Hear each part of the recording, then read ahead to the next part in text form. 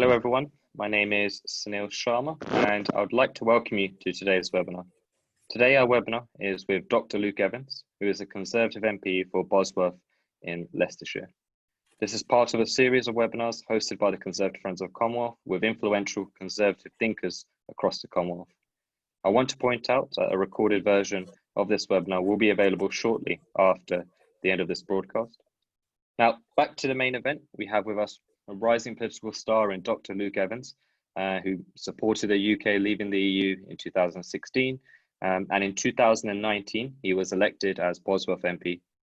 Dr. Luke Evans has served as a member of the Health and Social Care Select Committee since March 2012. Luke, we're delighted to have you with us today. I thought it'd be good for you to give a brief summary about who you are and how you have become the MP of Bosworth. Oh, well, thank you very much, Sono. It's a pleasure to be here. And I guess, I mean, my background is I'm a GP by trade. I trained at Birmingham Medical School. My family are all medical, actually. Christmas is entirely boring because my father is a GP, my mother was a nurse. My youngest brother is a GP and his wife is a medical registrar. And my middle brother, he broke the mold slightly. He's a sports and exercise consultant. He's the Olympic British swim doctor and Bath rugby doctor, and his wife's a GP. And my wife indeed is a GP. So you can clearly see that the NHS is fairly strong in my family. And I guess that's part of the influence that's driven me into politics. No one in my family was political. I grew up and didn't get into politics till I was in my late 20s during the 2010 election. I'd always been involved in the community and involved in things like Rotary and playing sport and singing and sort of representing student welfare during my training, but suddenly thought, well, actually, there are issues that I'd like to grapple with around the NHS, but also locally, just trying to improve your community. And that led me on the path to explore politics a little bit further. I guess health taught me, and I said this in my maiden speech, that help those who can't and empower those who can. And I think that's Conservative values, and that's really important. And that's a driving force that's led me through to follow a role of politics. And actually, there's quite a lot of similarities between a good local MP and a good local GP. You've got to be able to communicate, you've got to be able to problem solve, you've got to be able to explain information. But at the end of it, the only difference is you don't ask for a vote at the end of a GP consultation. And it just so happens, I guess, I'm quite lucky in one sense that when a global pandemic happens, I'd never expected this, that I may well have something to offer, at least a coalface view of what happens in the NHS. And hopefully provide some insight towards government on shaping policy, but also helping constituents.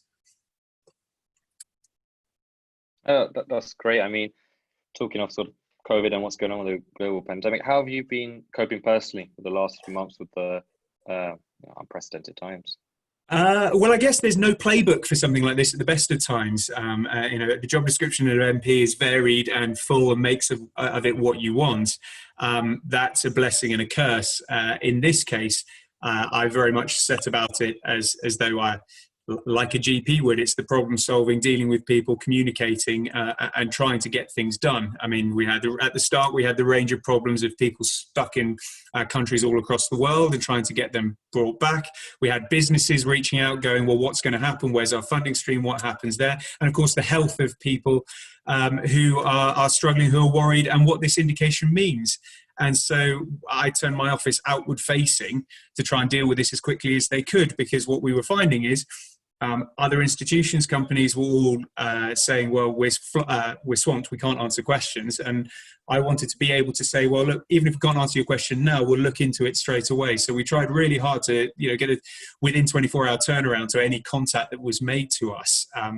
That meant very long slogs. It's been very, very hard time, but that's what you sign up for when you're an MP. It is quite literally a vocation to do that. And so at the peaks of it, you're up at 6, straight onto the computer, onto the phone, finishing at 11, and there was still more to do. But one of the few times in politics you feel like there are things out there that if my political career ended tomorrow, I know that I've helped people influence policy and things that I would be proud of, which is all you can ask for when you go into politics. Yeah, definitely. I mean, one of the great things I've been reading, and I'm sure many people have, and it's been definitely useful, I'm sure to your residents, but to the general public as well. So I do recommend people here to give your weekly blogs a reading. I know they return next month. I've read in one of them that some of your experienced staff who have worked for a number of other MPs have said that you and your team have undertaken the same amount of work in your first 7 months as they would have carried out normally in 2 years. How has that experience been? Well, I guess for me, I have nothing to compare it to. For me, this is the job, which is that I've talked a lot about what is the new normal, and I think that's the hardest thing to find out. At every point for me, there's always been a new normal. From being elected, 2 weeks before lockdown happened, I got home and said to my wife, do you know what? I'm just getting a little bit of understanding about this Westminster thing and what's involved and what you do in Westminster and how you conduct yourself and set up your office. And then 2 weeks later, we're into lockdown and I've been in the constituency ever since. And that's a whole new learning process. And it's unraveling what is going to be the new normal. But that's going across society as a whole.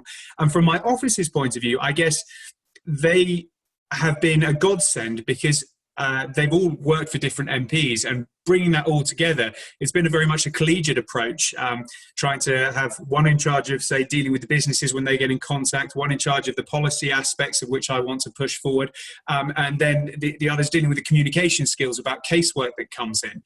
And it's trying to manage that at every point to give people as best an answer as we can, and then gather the information not only to push out one way, but up to the top, to the ministers, to the Secretary of State, to say, look, this is what's really going on the ground. And I think that's been a key linchpin. And I think it's always hard to judge, but my team have handled that very, very well from the reception we've received locally. Obviously, it's very difficult to judge, but I know you only had a few months before the global pandemic, but has it changed a lot then for you in terms of day to day as an MP? Yeah, I think it has actually.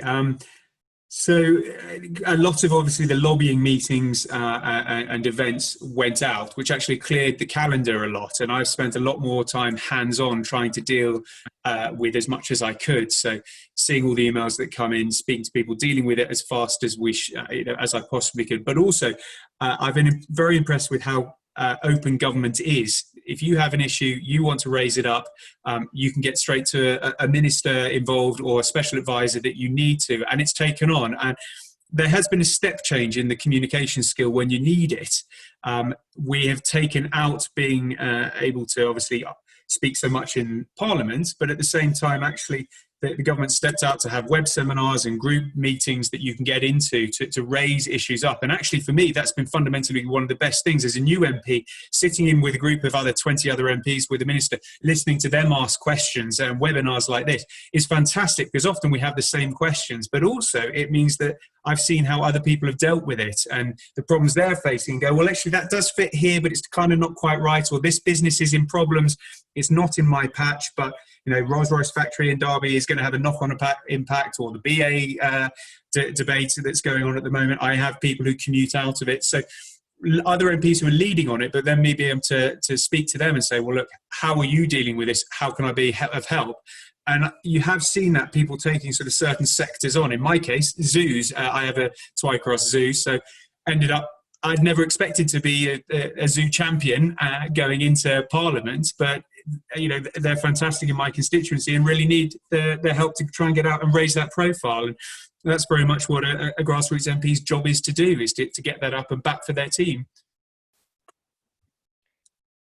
I mean, one of the things we were discussing just before we went live is Leicester. I know Bosworth obviously is just on the border of Leicester. What was that experience like? And was Bosworth hugely affected? And did it make a big difference for businesses or just generally for people in Bosworth? Well, we've got to remember, and I never tire of saying this, because this is although we've been living with it for a long time, it is a new virus. We are still learning about things about this virus day in, day out, and we've never seen it before. So for Leicester to be the first place to go through a lockdown was very tough. There's no denying that, because you're suddenly seeing the light at the end of the tunnel with the rest of the country coming out, and then the panic of going, gosh, we need to do something. And I think it was right to go back into a lockdown. The question that needs to be dealt with is the process of going through it. And for us, I even asked this Matt Hancock in the Houses of Parliament, the two things you need are to know where the boundary is and what the measures are if you're inside or outside. And I think the communication line is really, really important. And that was the hard part. So we took 14 hours to get a confirmed map. One was leaked as a draft on the internet, and that got a lot of traction, which was wrong. And so when I finally got hold of the map and put that up on Facebook, it was seen by 120,000 people within 48 hours. There's that appetite for it. And so the learning lessons that I fed into the review is about making sure that we're concrete with our communication skills and getting out what it means and why. Because if people understand that, they can interpret it. If they can interpret it, they can follow the guidelines. There are always going to be some who break that guideline, but it's that understanding the principles and then how the guidelines fit in is so important. And that's the key learning lesson, which I think has been learned because you've seen a different approach built on the Leicester model in places like Oldham and across Manchester. And I guess we're going to keep seeing that for months to come.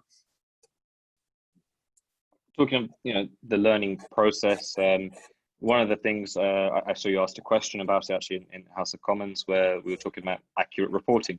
And earlier this month, we actually saw a change from Public Health England about how they intend to change the way they we're going to report deaths. And the new definition is now death in a person with a laboratory confirmed positive COVID-19 test and died within or equal or less to 28 days of the first positive specimen date.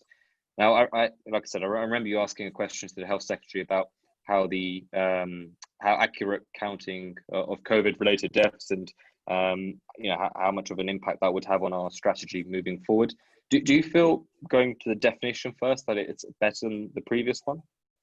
Well, I think it depends what you're trying to achieve. And public health, I think, on the one hand, what they were trying to do was make sure that because this is a new virus, we don't know, there's emerging evidence of, almost like a latent COVID or a COVID fatigue type response after having COVID for some people, an extended period of time, and how that impacts. So their rationale was, well, hang on a second, if we don't know when that's going to be, so why put a cutoff in? The problem is that meant that people who are dying normally of say, a heart attack or a stroke or pneumonia and had a test 5-6 weeks ago were being included in those figures. And that clearly is very problematic in when you're trying to compare like for like. I think it's better to have a streamlined definition, but the worry is about the emphasis if people don't understand that, and this comes back to the communication. It's very hard for people to trust in figures.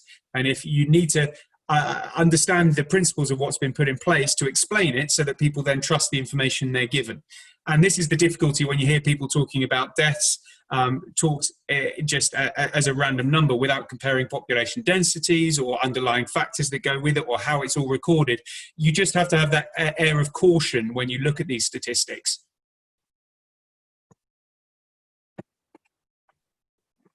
Yeah, I mean, another sort of area of caution, and a lot of confusion is vaccines. We've heard differing things from countries, professors, politicians, health experts. It's hard to understand how close or how far we are from a vaccine. Professor Chris Whitty warned us a couple of days ago that it'd be foolish to expect a coronavirus vaccine by Christmas. He said it was unlikely there'd be a vaccine in 2020, and there was a reasonable chance of a successful jab being ready for the winter of 2021-2022. What's your overall take on vaccination in terms of how close do you think we actually are from one, and what's the likelihood of this vaccination being effective, considering the shorter than usual time frame for it to be produced and shelved out? I don't know is the honest answer. And I've heard everything from, we're 80% close to getting it at the start of this to, yes, we may never get one. And actually, that's what I think the government is right here. It's procured 6 different companies to cover as many vaccines as possible. And in terms of vaccines, that's exactly what it is, you don't really know which one is the right one until you actually get the right one. And that sounds a really stupid thing to say, but it's far more obvious. And this is the problem. Everyone's working tooth and nail to get the right answer. I guess the difficulty with vaccines is there are always going to be some people who don't respond to it. There are always going to be some who need boosters from it. We see this in things like hepatitis, or indeed your follow-up on polios, or sort of your TB particularly is another good example. If you have a response, if you don't. We won't know that until we get the evidence base for it. But the whole principle of that is get, if most people in the population have a response, there is no place for the vaccine to go to, no place for the virus to go to, and therefore it dies out. Then worst case saturation, which is what some of the figures were based on, is once you get to 80% of the population, that's when it sort of dies out, because there is not enough vectors for it to move into. The question is, when do you ever get there? I think the last reports I saw was between 25 and 30%. We just don't know. And so I'm hopeful, and some of the research you hear about what's going on, and if you're led to believe what Russia have done, it'd be interesting to see the data and whether they sell that, release that data.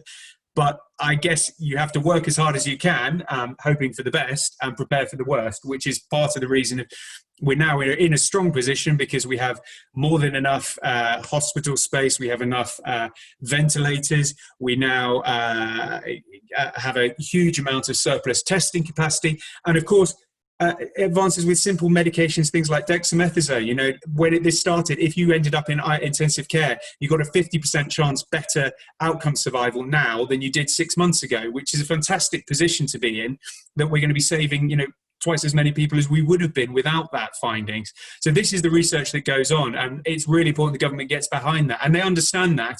The danger is trying to sell it either too short or too long. The media always wants answers, and I can understand why people give them, but the danger is we don't know. Yeah, another area of sort of uncertainty is schooling. We've seen that children, the chances of them dying from COVID-19 are incredibly small. Again, Professor mentioned how he felt missing lessons damages children in the long run, and it's almost worse than the virus for the children in terms of missing school. Is that something you're also on board with, and that children returning to school is a key priority, especially in Bosworth? Yeah, I think it's really important that kids do get back to school, because that missed education is going to have a huge impact. And we just don't know. We know it's going to be big. We just don't know how big it is, missing your education. And again, this is a really important point about getting out to the public, is about the perception of relative and absolute risk that's going on. There is a risk when you go into school that you might get COVID, but actually the risk of dying in the car when you get in to go to school is far greater. And it's this kind of relative risk we get back to. For most people, remember, the measures of lockdown and masks are actually not to protect you and I, they're to protect other people, the vulnerable, the old, and those shielding. And the same principle applies here. We're talking about, measures that, for most people, it is a bad flu. This is the good thing about the virus. And especially when it comes to children, we know that they are the least affected by it. So would we be having the same debate last year around a bad flu season in schools? I'm not convinced we would do. But we need to make sure we've got precautions and educate people about the risks involved, and do as much to mitigate it as we can. Now, there's evidence coming out of Australia that in terms of their flu season, it looks like it might be reduced, because actually the measures we're taking to deal with COVID will actually help prevent the flu season. So this is going to be a really interesting cycle to see what happens over there, to see if that transpires. And the same goes with the schooling as well, to see, as other nations like Denmark go back, what does that actually mean for us? Undoubtedly, there will be outbreaks in schools. We mustn't think that isn't going to happen. But it's making sure that we pick them up as quickly as possible, and they're tested and they're dealt with. And I think we now have the system to be able to do that. Yeah, again, I'm not sure, again, how accurate this was, but I think we've seen now where the daily flu deaths are actually almost overtaking COVID deaths. So it was reported, I think, the other day on the BBC. It's interesting whilst we are talking of COVID deaths. in Britain and like Europe, we're seeing COVID infections have been rising for several weeks, but the resurgence has proved to be a lot less deadly than the original pandemic. Since the beginning of July, when the decline in newly confirmed cases from the April peak stalled, infections have actually gradually increased back to levels recorded in mid-June, although hospitalization and deaths have reduced. And I understand there's lags, but neither indicator has shown a corresponding increase, even 6 weeks after the number of cases have begun to rise.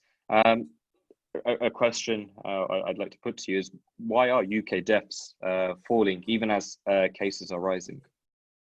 It's a really good question, and I think it may well be that we are, we are actually testing more people. There's greater awareness about people knowing to go and get tested and to look out for it, so we're reacting quicker to it. I touched on the fact that people who are going into hospital have a much better chance now because of the understanding we have about how to treat the virus and dealing with it. But this is exactly the kind of thing that needs to be looked at in the longer term to get the data to try and prove it, because we can all hypothesize about it. The danger is overemphasizing one area about it. The answer is we don't know. And the data, I expect Public Health England will continue to produce it to try and interpret it. But it's a bit like testing for the antibodies. We can test for them now, but we don't fully understand what antibody presence really means and the quantity to which you have it. Does that protect you fully for the future? How long does it last? We still don't know. This has only been around since January. We're still going to have to learn about it. And again, I think you hinted at there, the big worry is now is what happens to the backlog of non-COVID health-related complaints. That is going to be a big worry, and also the repercussions of having a lockdown and economy stalling.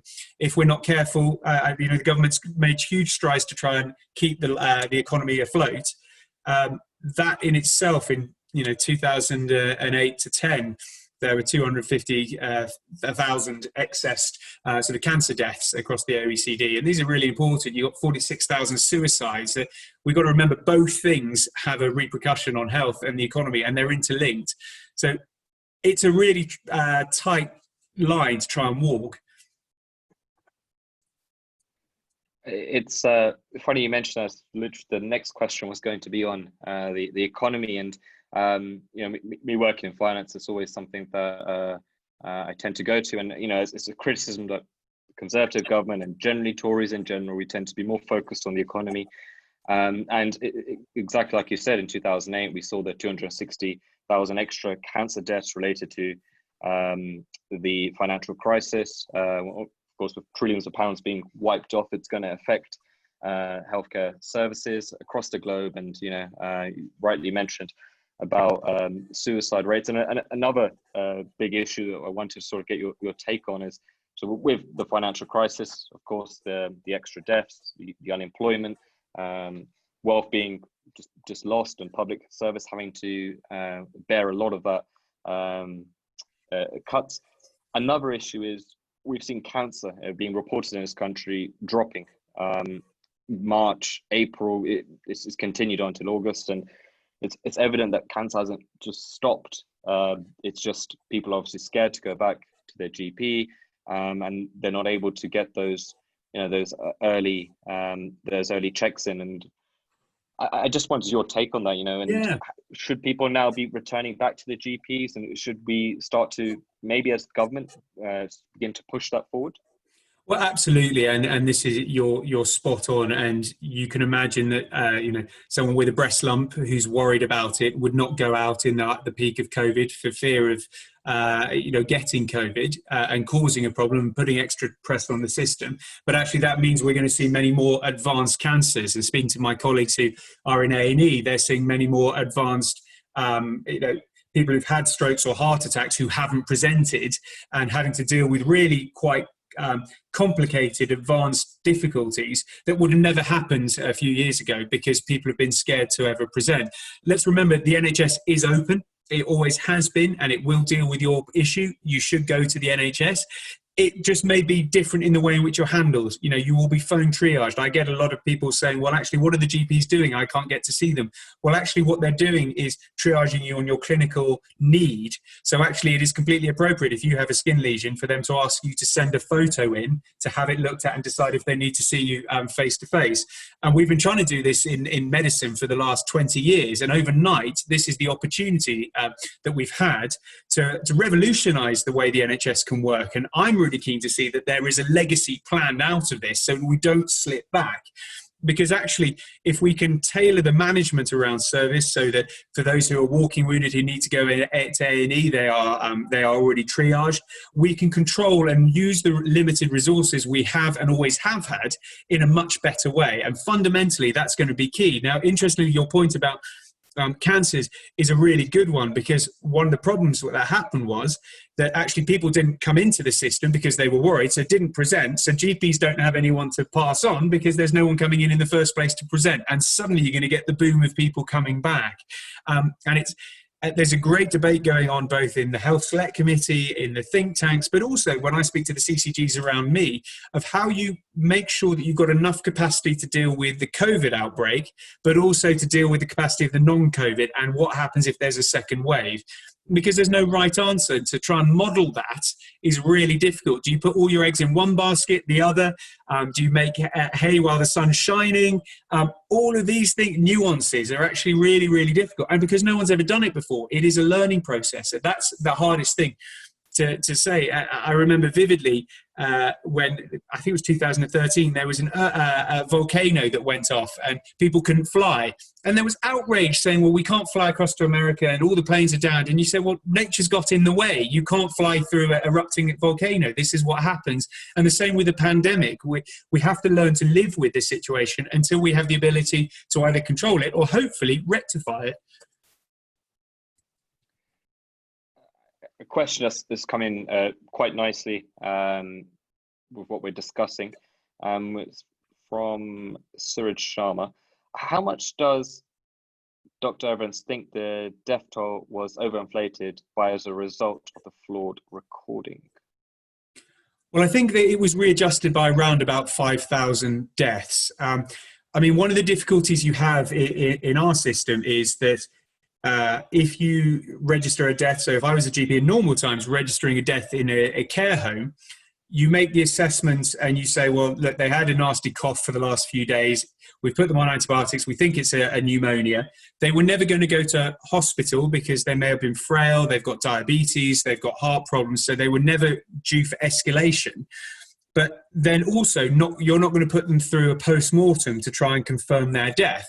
So we go on the clinical basis, well, the chances are this looks like a pneumonia and the clinical signs point to it and you legally have to back that up. And then on the death certificates, other doctors have to sign that off to verify it.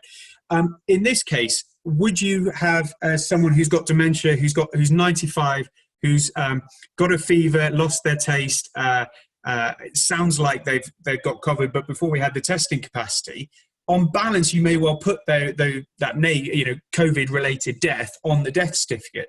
But trying to confirm that is very difficult, and this is the problem we have.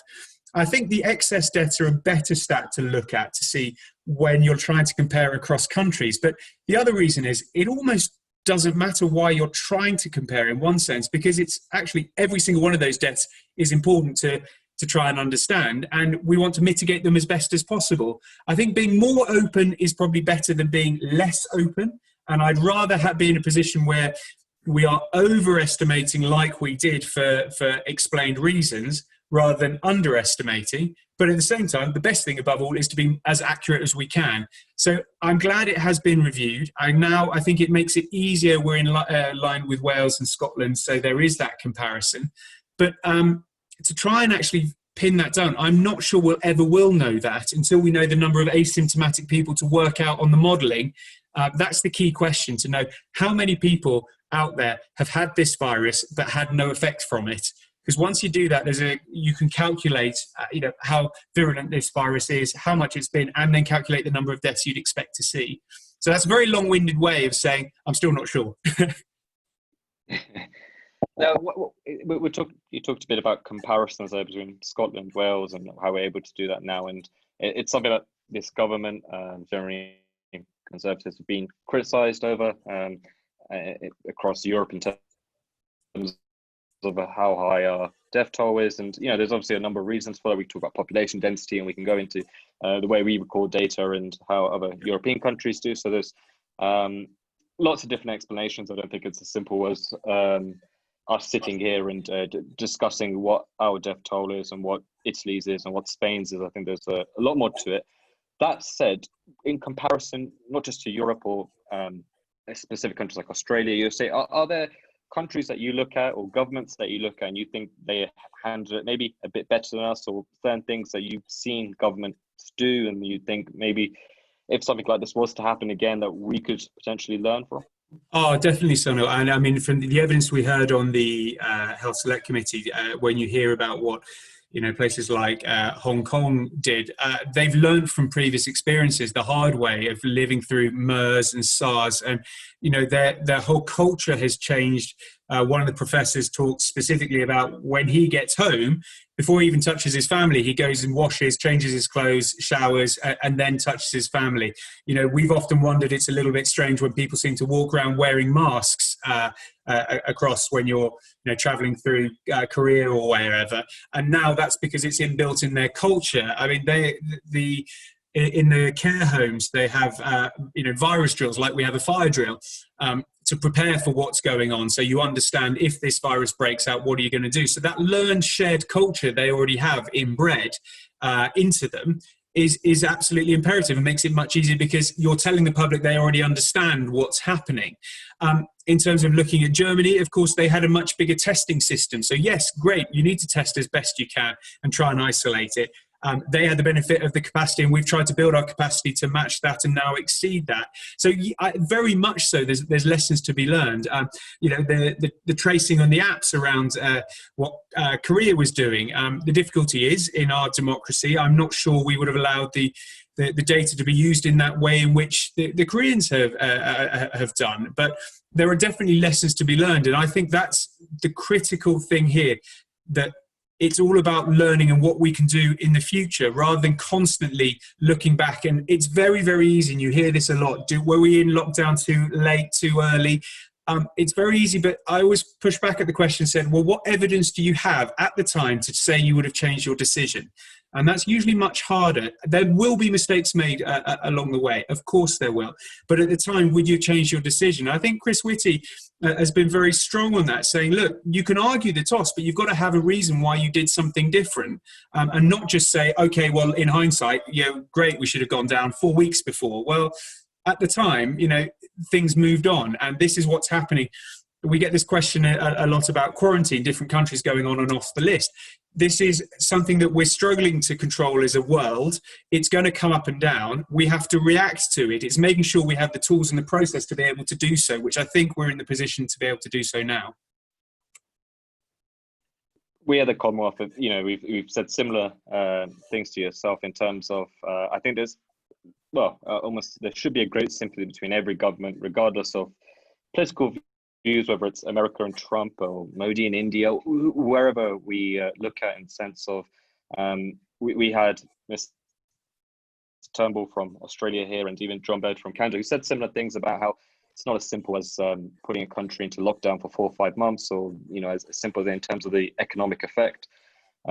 Every day we're in lockdown almost, that's a potential death in a year's time or more, depending on how much it affects our economy, and especially with the cancer severity in terms of people not going to hospital. So a lot of people would agree with that. And talking of sort of, I know there's something that we're going to talk about a bit later in terms of social media, but there has been a lot of questions about the media in this country and how they've reported COVID and almost the doom and gloom aspect. And do you feel they have a responsibility with what's happened in COVID in terms of accurate reporting and in terms of the manner in which they've been reporting? We had, like I say, Malcolm Turnbull, the ex-Australian Prime Minister, was very critical of the media's role, not just in COVID, but in general. But as we're talking about COVID, do you think they've done a reasonable job, or do you think it's been a bit almost too doom and gloom and almost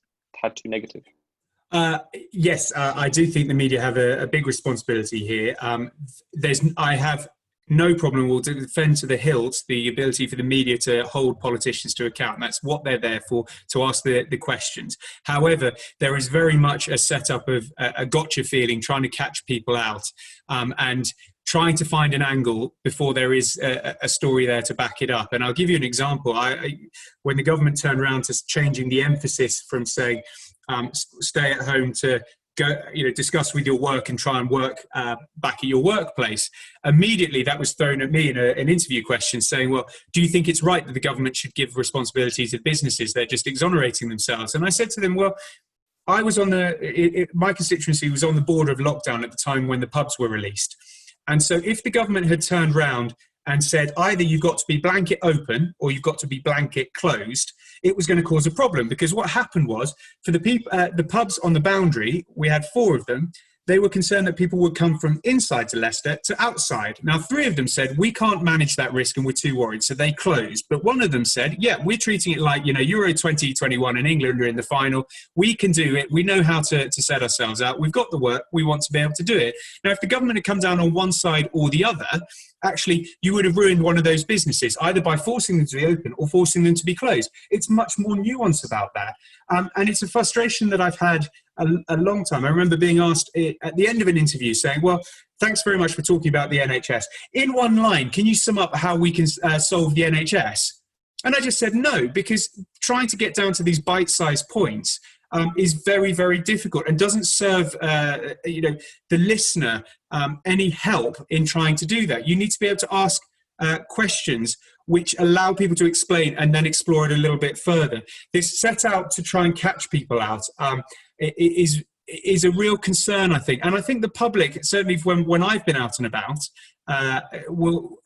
it's one of their big comments as well. I think the media definitely serve a purpose to ask the questions, but if you're always trying to find an angle, actually your average person on the street wants to know where does this sit. There's always going to be a little bit of one side, a little bit of the other, but overall this is why we're doing what we're doing, and that's really important.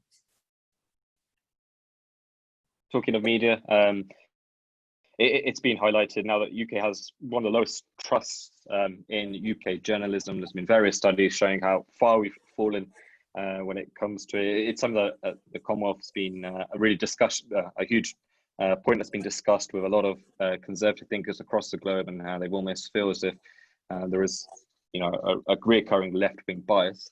Talking of media, I know noticed obviously the important bill that's you've been discussing in terms of the impacts of social media and in particular to body image. For those who aren't aware and who are not sure what exactly we're talking about here, I thought it'd be a good opportunity to explain the bill that you are putting forward.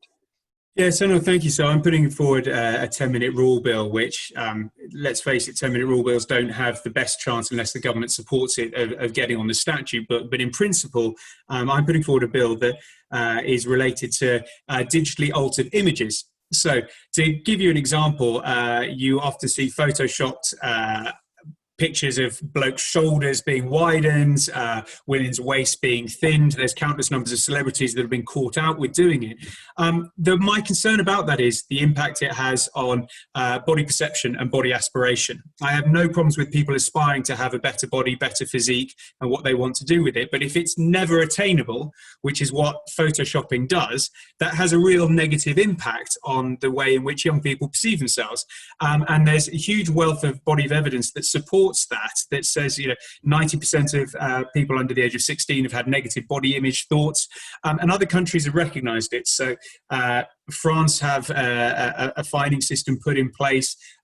Israel has similar laws for people who use under very small models and digitally alter images. So I don't think we're out of kilter if we were to put something forward. So my solution is very simple. I don't want to ban stuff. I don't think that's a conservative way. But what I'd like to see is, if you change the size of someone's biceps, for example, or body proportion digitally, that anyone who's publishing that, be it your online, your newspapers, would have to put a logo there, and that logo would be there to represent, to say this image has been manipulated. So at least it informs the viewer that they've seen some change, and that they know that all is not what it seems. And I think there'll be a lot of appetite for it. I'm lucky enough to have some support across the House with various chairs of committees, and we'll continue to work with it to push that forward, because I think it's so important. And at this point, I think I've bored him to death and he's disappeared.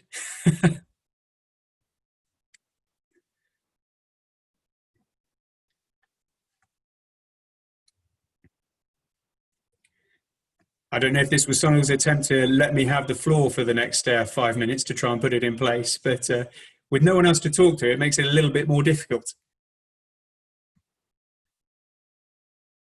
I don't know, Paul, if you're still there. I know you've muted yourself and come off the camera, but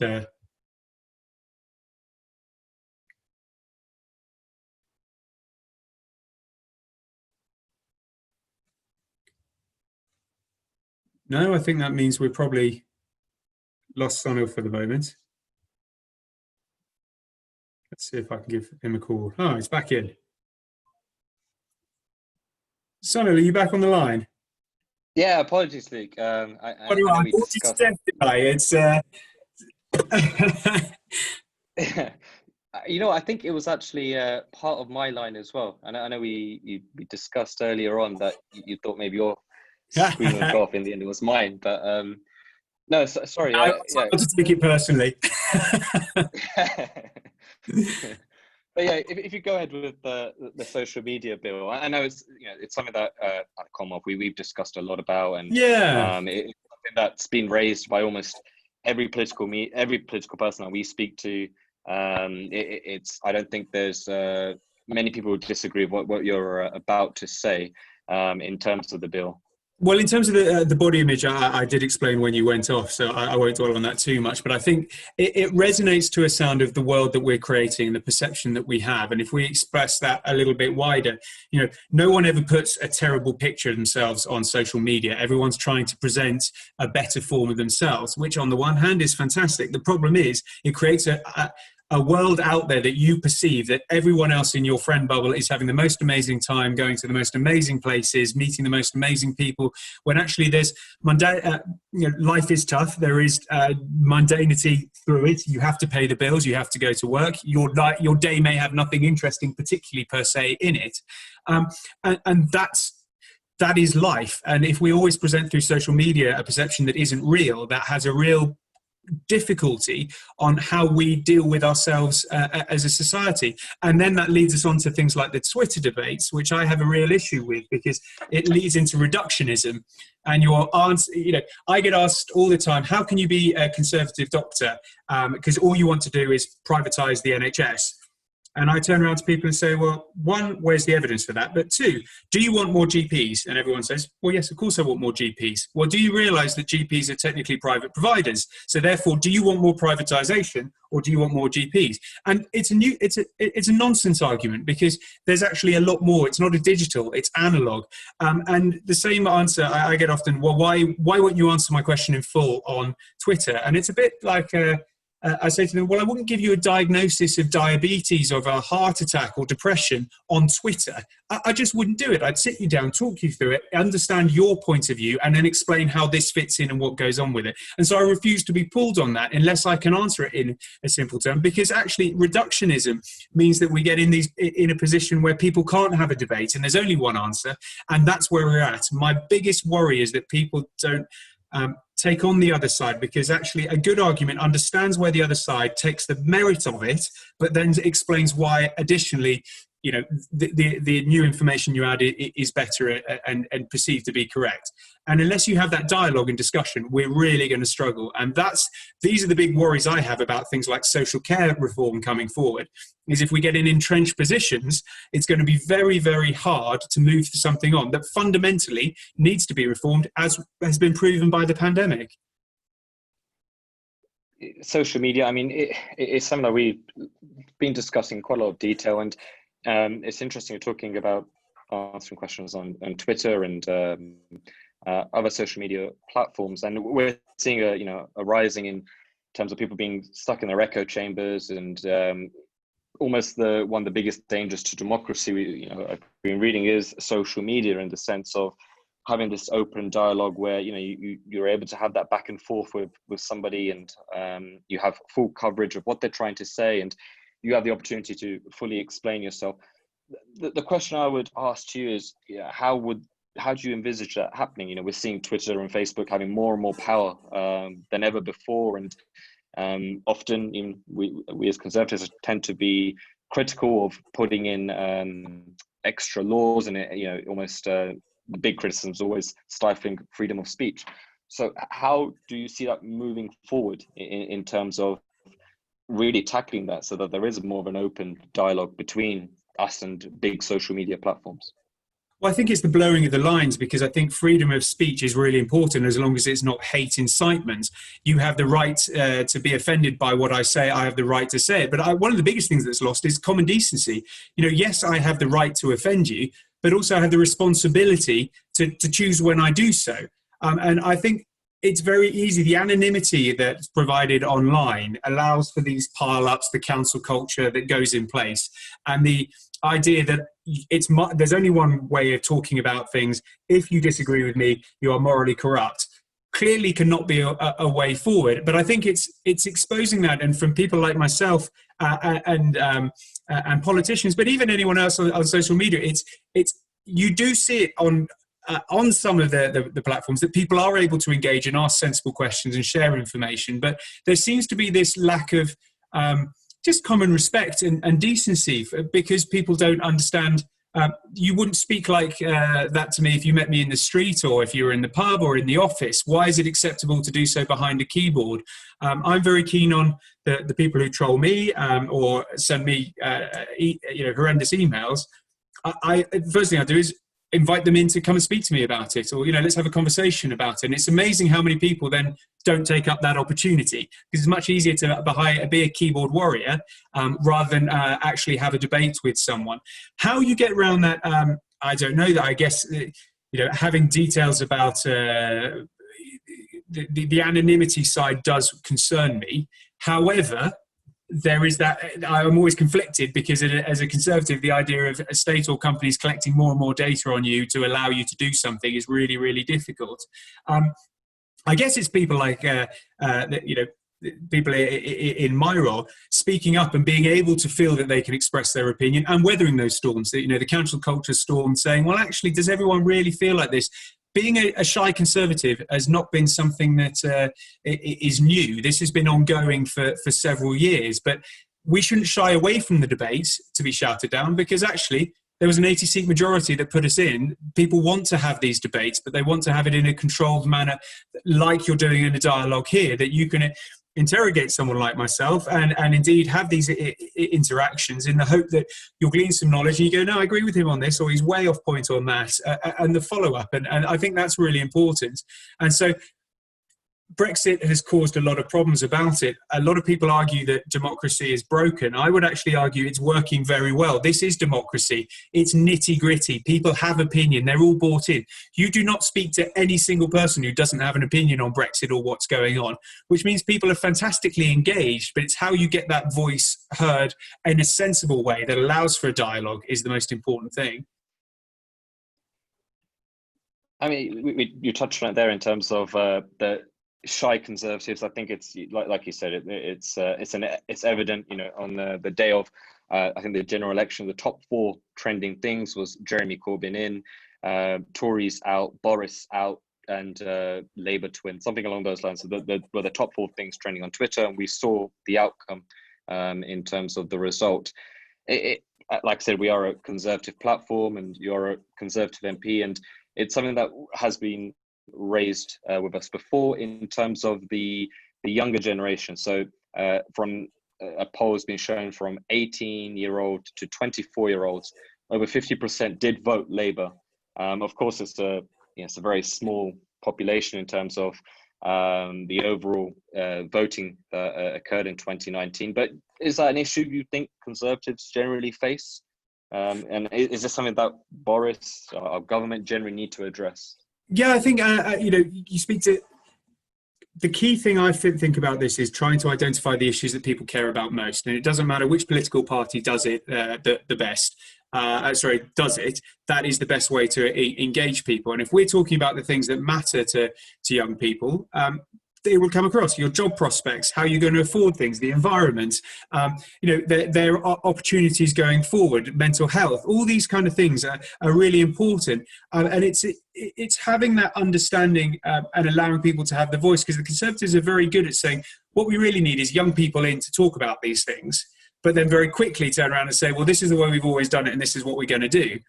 And there's that disconnect, whereas I think Labour are very good and the left are very good at saying, right, you're interested in this, take it forward.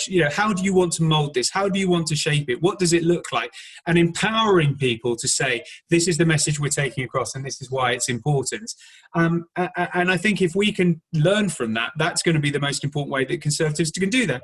And platforms like yourself, getting out there on the the social media, there are lots of younger Conservative groups coming through and voices who are prepared to stand up and have this discussion. In my patch, we have the Bosworth Young Conservatives that have been set up, and there's about 30 of them now, all getting involved, wanting to get in campaigning, but more importantly, wanting to talk about issues and what's going on. For me, that's really, really helpful because I get to sounding board off them. What's important to you? How does this fit? How does this message come across? And that's the bit we need to take forward, I think. And social media is a way forward, but it's also being seen out doing stuff. And we shouldn't do ourselves a disservice about that. We can do it when we set our minds to it. Yeah, I think something we saw recently in the news, I think Barack Obama raised it about how social media is not activism. Writing a tweet, a negative tweet or an angry tweet, it's not the same as stuff that you do on a daily basis, talking to constituents, knocking on doors. Is very different from sending a tweet. As we are Conservative Friends of Commonwealth, it would be wrong and not right if we didn't talk about the Commonwealth and its future and potential. What's your take on the Commonwealth? I know obviously it's you're very early in and as being an MP, and you probably haven't had too much dealings with the Commonwealth in general. But I saw you did vote Brexit, and a lot of people have touted how Commonwealth has big potential in future moving forward. But what's your general take on the Commonwealth? I'm really supportive of the Commonwealth. I think it's an untapped resource. We've got a kinship that built up over the years, of a commonality and understanding of cultures and the sharing in that diversity. And I think it's absolutely critical that is exactly the kind of friendship and structure that we can build on as a country that's now looking outward. That doesn't mean we need to live in each other's pockets like the EU would suggest. And that doesn't mean you're turning your back on the EU either. It's saying, look, we want to share what is good for our constituents, our people, and your people are on the other side, whichever country that may well be, and pull them together. And there is that commonality. There's that shared heritage, which is imperative. It's intrinsic to who Britain is and the UK is. And I think we should capitalise on it and do our damnedest to make sure that works for people here, but people across the Commonwealth. And so I'm really enthusiastic about it. I think the bedrock is there. You can argue about how it got there, but it is. This is the world. We learn from our history and we make the most of it. And that's absolutely, this is a prime example of the good things and the legacy that we should build on and what Brexit will allow us to do. And so I think it's a fundamental thing to build on those connections and use that shared commonality, because let's face it, that's how Conservatives grow prosperity. You need something, I need something, let's work together to make it happen. And that is in essence of empowering countries to be able to do that and using the leverage that we have as the UK and any other country that may well want to try and support that. And I think it's a duty of us to be able to do that. And I'm pleased that we're making the right noises. The difficulty is to see what it actually looks like in paper. But I think we're pushing in an open door. So I'm very, very keen and supportive to see the government pursues that as a foreign policy.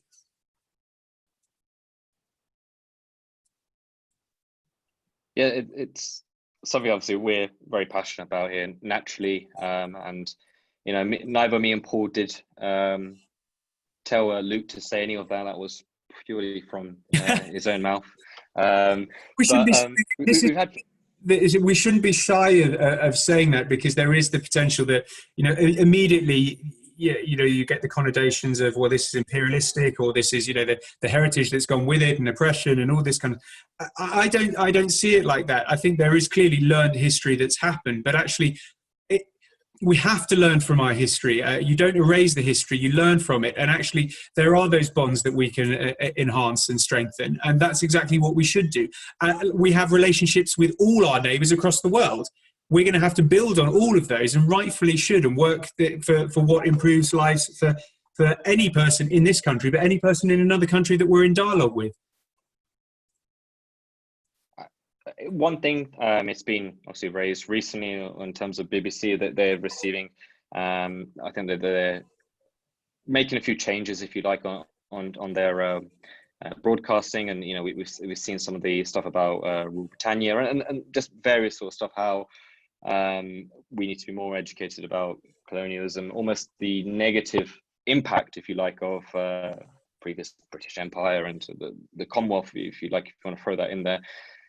How is it? How how do you tackle that sort of thing? Where we saw Boris recently, I think this morning, talk about how he's not too happy with BBC's behaviour, saying there's I think his exact words were the wetness associated with media companies.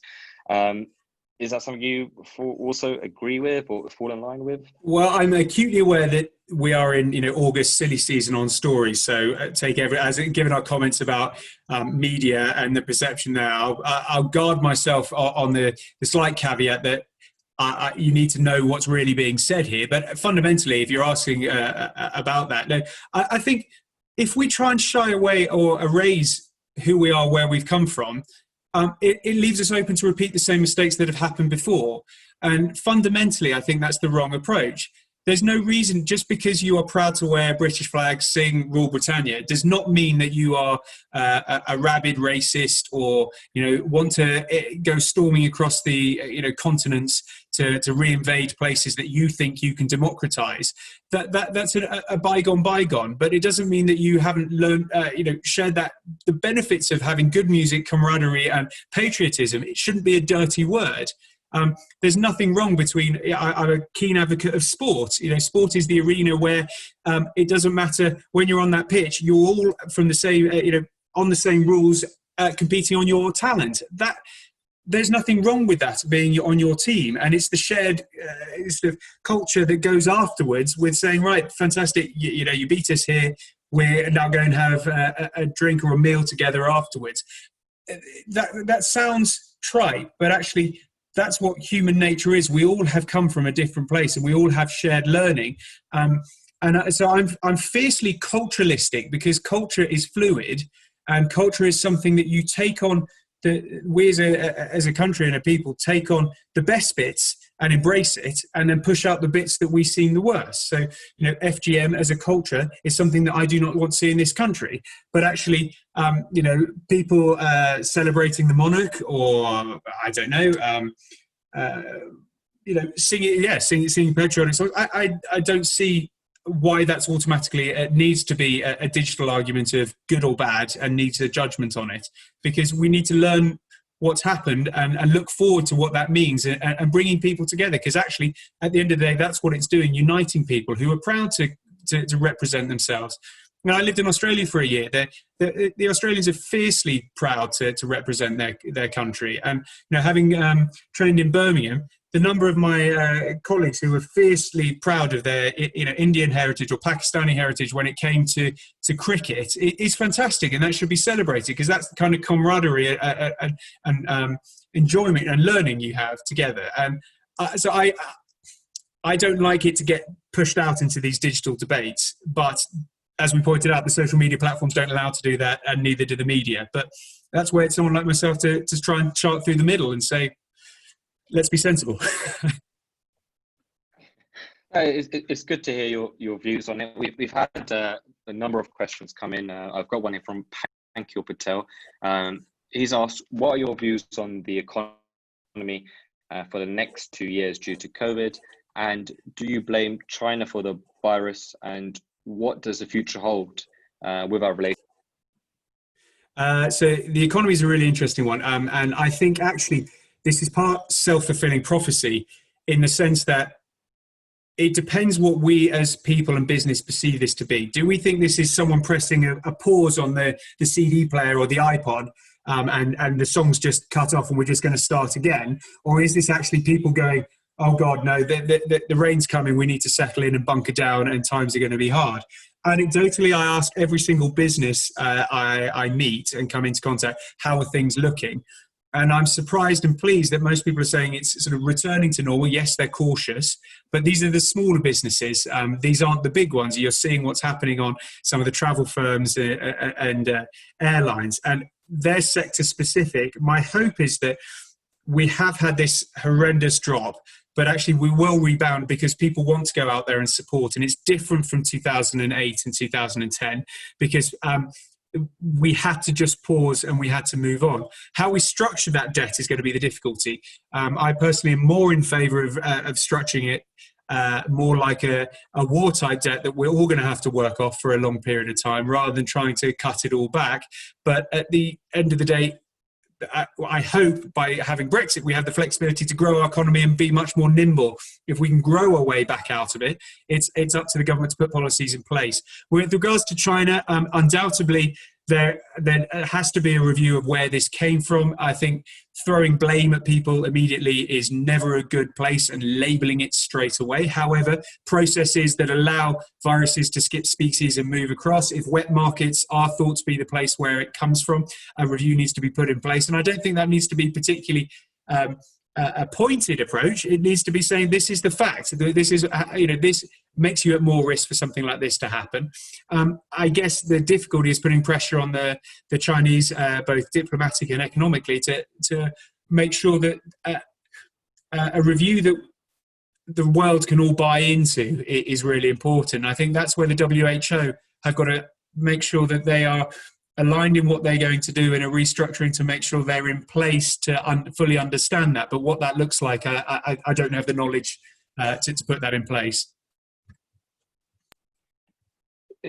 Finally, in terms of moving past Brexit now, and a question that we get asked almost every week is regarding trade, the future of UK trade and where the future lies and what we will be doing in the coming years. And one reoccurring question that we receive is the move away from China. How far should our government and how far should we as a country now look at maybe alternatives to China?